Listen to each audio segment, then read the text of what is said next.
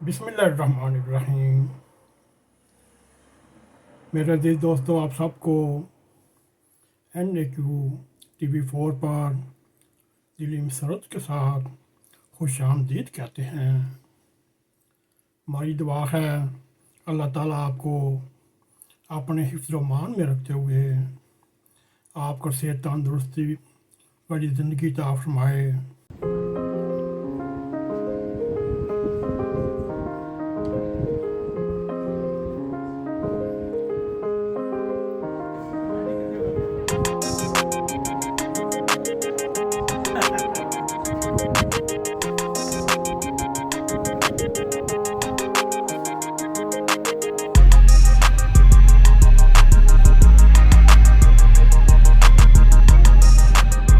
तो अगली गल ठीक है ना जी कि सेहत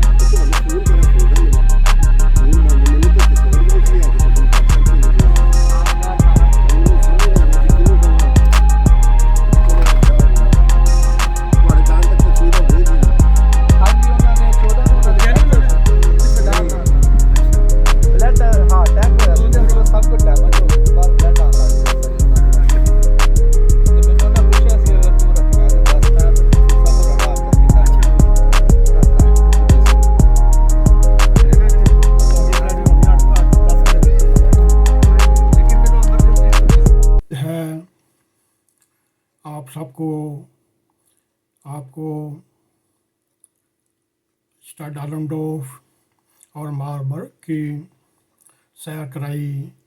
उम्मीद करते हैं आपको हमारा ये प्रोग्राम पसंद आया।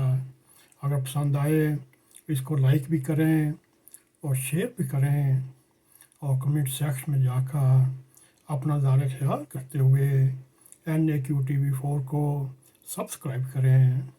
अगर आपने नहीं सब्सक्राइब किया, आपसे दरख्वास्त है, रिक्वेस्ट है, N.a.q TV4 को सब्सक्राइब करें और जाते जाते बेल आइकॉन को क्लिक करें ताकि आप तक हमारी ताज़ा वीडियो पहुंच रहें।